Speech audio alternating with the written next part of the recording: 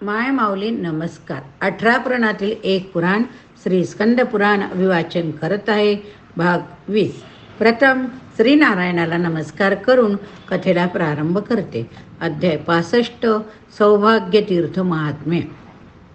श्री सनत कुमार म्हणाले, सौभाग्य तीर्थात स्नान करून सौभाग्येश्वराचे दर्शन घ्यावे, म्हणजे समस्त पापातून मुक्त होऊन परम सौभाग्य प्राप्त होते. धृत तीर्थात स्नान करून शिवालाही स्नान घालावे, नंतर धूतयुक्त आहुती द्याव्यात, म्हणजेच रुद्रलोक प्राप्त होतो. सूर असुरांनी वंदिलेली योगेश्वरी देवी पूजल्याने योग प्राप्त होतो. यानंतर शंका व्रत येथे स्नान करून धनधान्याची निर्मल कुलाची प्राप्ती करून घ्यावी. चतुर्दशीला सुरेश्वर शिवाचे दर्शनाने मोक्ष प्राप्त होते.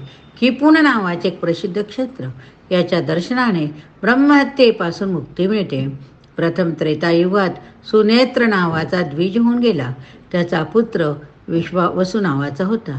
यवकृताच्या शापाने त्याने पित्याला मारले होते. ब्रह्मवेत्तेच्या पापाने दुखित होऊन तो तीर्थामधून भ्रमण करीत होता. की पुनकधरा, कपिलधारा, अवंती, पतनेश्वर, महेश्वर, दुर्घर्ष, गोपींद्र अशा अनेक तीर्थस्थाने तो गेला. जेव्हा तो अवंतीला गेला तेव्हा आकाशवाणी झाली की पुणाचे ध्यान कर, तेथे स्नान केल्याने तुझे पाप नष्ट झाले आहे. आता तू सुखाने घरी जा. घरी परत जाताना त्याने दिव्याकराने निर्माण केलेले दुर्घर्ष तीर्थ पाहिले. गंधर्वांनी तेथे येऊन पूजा केली होती.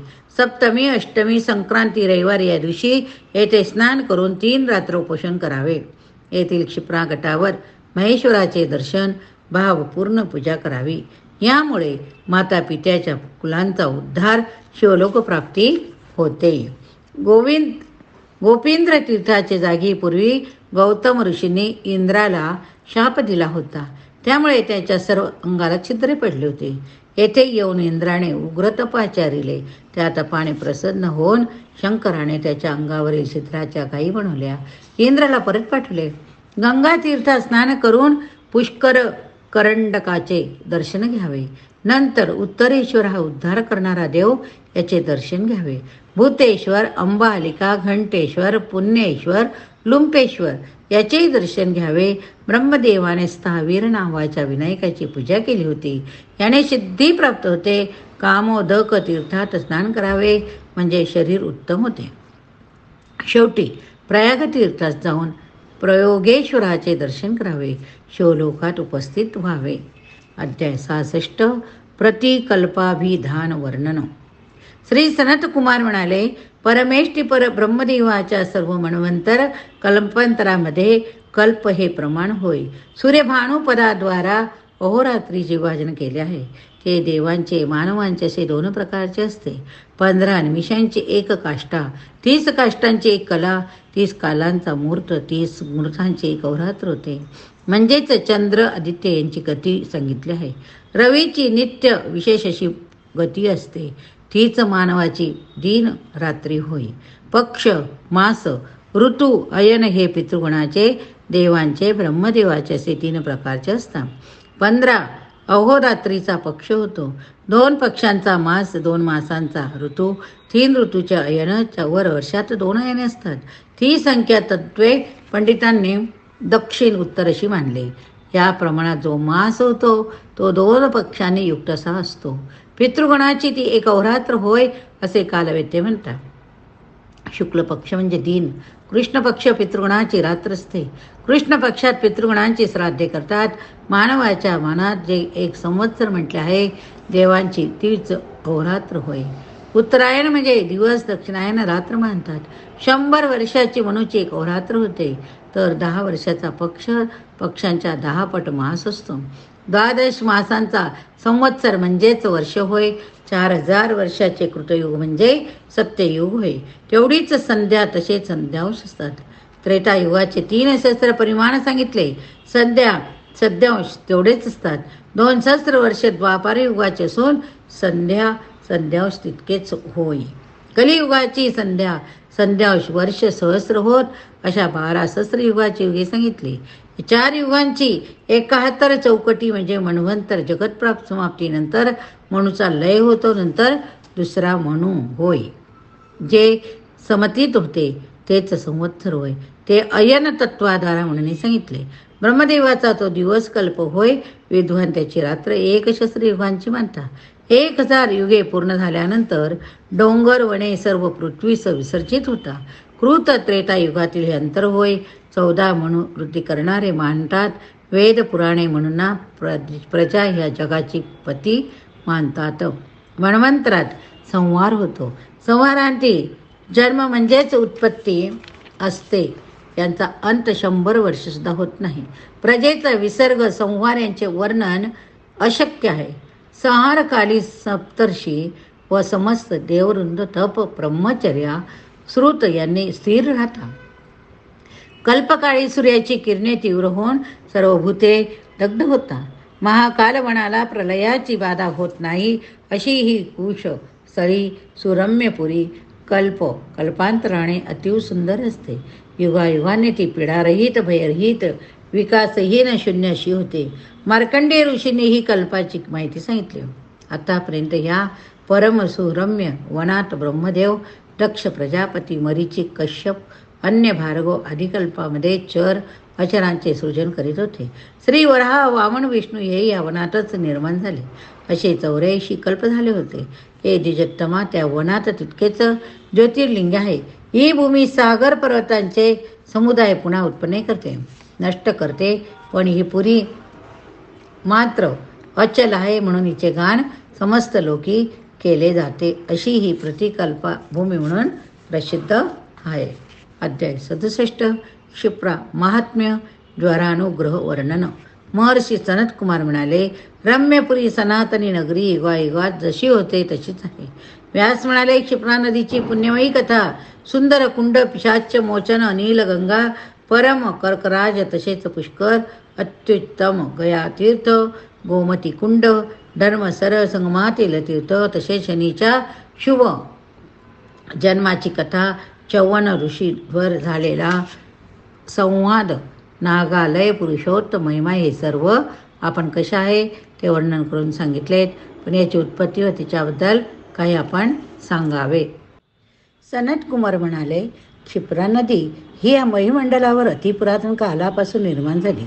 ही वैकुंठात उत्पन्न होते. सुरालयातील ज्वराचे ती हनन करते. तसेच ही यमराजाच्या द्वारे पापांचा नाश करीते. पाताळात अमृत संभव म्हणून ओळखली जाते. वराह कल्पामध्ये विष्णुदेव हे हिचे नाव, तर अवंती नगरीमध्ये कामधेनू हिला उत्पन्न केले असे म्हणतात. विशुद्ध आत्मा असणारे महादेव ब्रह्मकपाल घेऊन भिक्षेसाठी पृथ्वीवर विचरण करीत होते. पण त्यांना भिक्षा न मिळाल्यामुळे ते वैकुंठात गेले. खूप दिवस भिक्षा न मिळाल्यामुळे ते अतिशय भुकेले. त्यामुळे क्रुद्र असे झाले.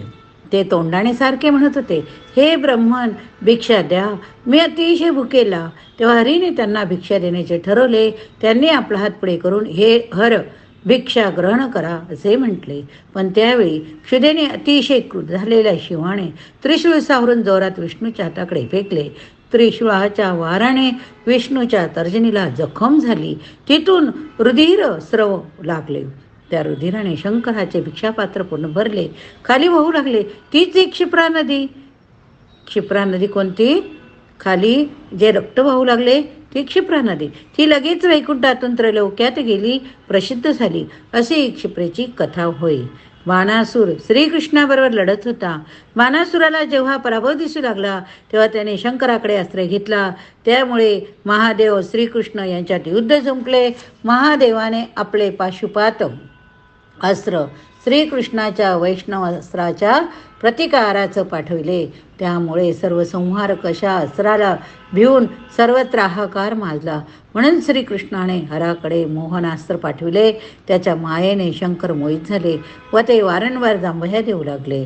शंकरांना जेव्हा याचा पत्ता लागला तेव्हा त्यांनी माहेरेश्वर ज्वर निर्माण केला.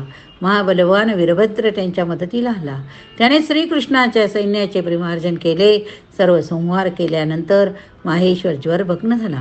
तिन्ही लेकी जाऊनही कुठेच त्याला शांती लाभली नाही. तिन्ही लोकात जाऊनही शांती लाभली नाही. म्हणून मग तो रम्य महाकाल वनात येऊन पोहोचला. क्षिप्रेमुळे त्याला शीघ्र शांती प्राप्त झाली. विष्णूही तेथे येऊन शांत झाले. या प्रसंगापासून ही क्षिप्रा ज्वरग्नी म्हणून प्रसिद्ध झाली. हिच्या स्नान करणाऱ्यास ज्वरबाधा होत नाही असे म्हटले जाते. अध्याय 68 अखंडेश्वर महिमा. महर्षी सनतकुमार म्हटले, सर्वात उत्तम व महापुण्य देणारे असे तीर्थ जे देवप्रयाग, त्याबद्दल आता मी सांगतो. सोमतीर्थाच्या उत्तरेला, क्षिप्रा नदीच्या पूर्वेला हे आहे. ज्येष्ठ मासातील शुक्ल पक्षाच्या दशमीला जेव्हा बुधवार येतो, हस्त नक्षत्र असते, व्यतिपात असताना, कन्येमध्ये चंद्र असताना, वृषभ राशीत सूर्य असताना या तीर्थात स्नान करणाऱ्यास समस्त तीर्थाच्या स्नानाचे पुण्य लाभते. म्हणून ये व्यास याला अखंड तीर्थ असे म्हणतात. ब्रह्मवेत्यामध्ये परमश्रेष्ठ अशा एका ब्राह्मणाची कथा सांगतो, ती ऐका. धर्म शर्मा हे त्याचे नाव. तो पारगामी विद्वान. एकदा नारदमुनी त्याच्या घरी आले. त्याचे योग्य असे आतिथ्य त्याने केले. नारदांना विचारले, ज्ञानचक्षु असणाऱ्या आपण मला माझ्यातील दोष सांगा. कोणत्या पापामुळे माझ्या व्रताचा भंग झाला? नारद उत्तरले, पूर्वजन्मीच्या वर्तनाचे ते फल होय, ते मी तुला सांगतो. धनसंचय करणारा असा तू प्रसिद्ध. बऱ्याच वाईट गोष्टीमुळे तुझे धन नष्ट झाले. भटकत भटकत विवशतेने तू नदीकाठी येऊन पोचला. तेथेच तुझा मृत्यू झाला. यमपुरीमध्ये गेल्यावर धर्मराजाने जेव्हा तुला पाहिले, तेव्हा आपल्या सेवकांना तो म्हणाला, ह्या जरी अत्यंत पापी आहे तरी याचा मृत्यू पवित्र अशा नदीतीरी झाला. तीर्थाच्या सानिध्याने, तेथील पवित्र वायूच्या स्पर्शाने हा पवित्र बनला, म्हणून याला सोडून द्या. नंतर ब्रह्मगिरी प्राप्त होऊन तू मानव बनला, पण पूर्वजन्मीच्या पापामुळे व्रतभंगी बनला. असं नंतर ब्राह्मणाने व्रतभंगाचा दोष जाण्याचा उपाय विचारला. तेव्हा नारद म्हणाले, महाकाल वनात रुद्रसर 30 कोटी तीर्थ आहे. त्यातच उत्तरेकडे एक सुतीर्थ अखिलेश्वर किंवा अखंड सर म्हणून प्रसिद्ध. तेथे तू जा.